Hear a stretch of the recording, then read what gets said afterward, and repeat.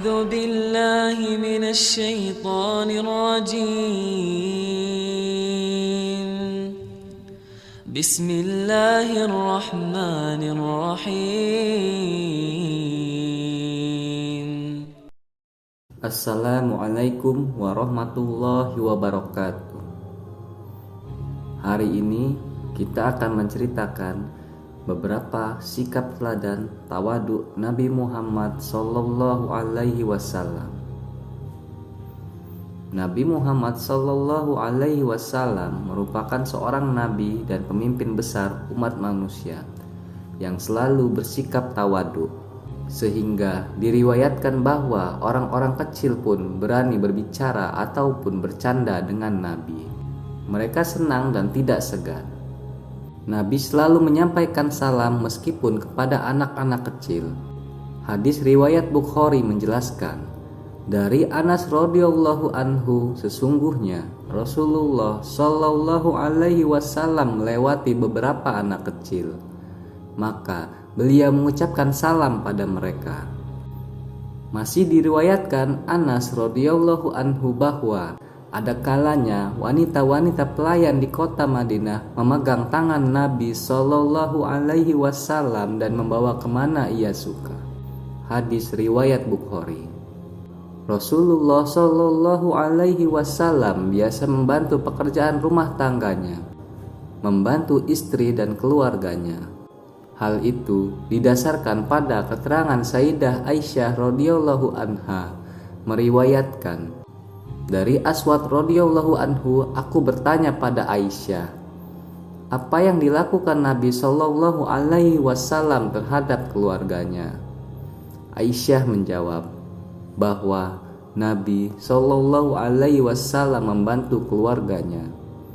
Apabila tiba waktu sholat, beliau segera keluar rumah untuk mengerjakannya. Hadis riwayat Bukhari.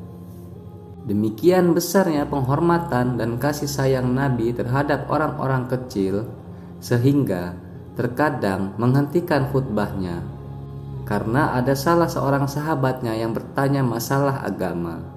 Setelah Nabi Muhammad memberikan penjelasan secukupnya, beliau naik kembali ke mimbar untuk menyelesaikan khutbahnya. Para nabi dan rasul, termasuk Nabi Muhammad sallallahu alaihi wasallam, tidak pernah merasa rendah untuk mengembalakan ternak atau mengambil sebagian kecil dari upahnya.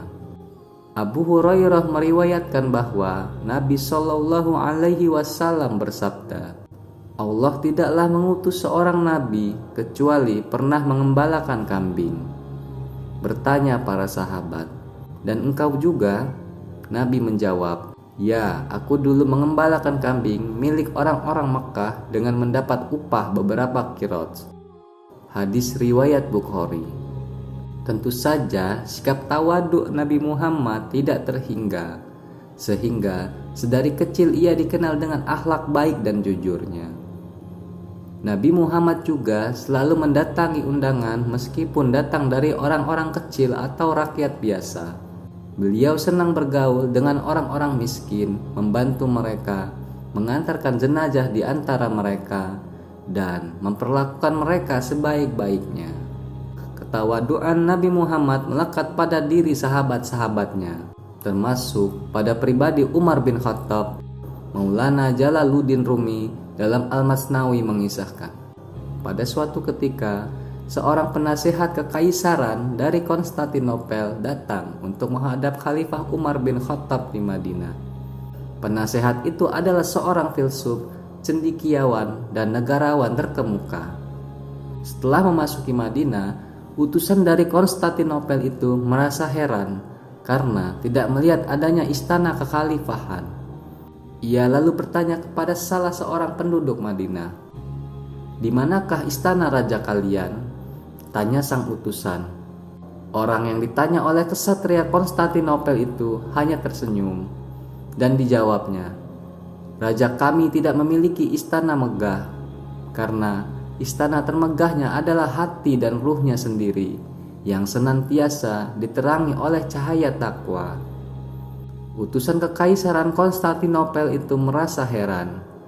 Ia lalu bertanya kembali, Lalu, di manakah raja kalian yang namanya kini tersohor itu? Penakluk dua benua, penakluk dua imperium Persia dan Konstantinopel itu, tanya sang utusan. Tidakkah tadi engkau sadar, di bawah pohon kurma yang baru saja kau lewati itu, seorang laki-laki tengah memandikan dan memberikan makan kepada seekor unta, kata seorang penduduk Madinah. Mengapa memang? Tanya sang utusan semakin penasaran. Itulah sang khalifah dambaan kami, Umar bin Khattab. Ia tengah memberi makan dan memandikan unta milik Baitul Mal, milik anak-anak yatim dan para janda. Utusan itu kemudian tergetar. Ia benar-benar salah melihat sosok raja besar yang sangat bersahaja. Beritahu aku lebih jauh lagi perihal orang mulia itu, kata sang utusan Romawi. Bersihkanlah dulu hatimu dari kotoran-kotoran duniawi. Terangi ia dengan cahaya lentera ketaatan.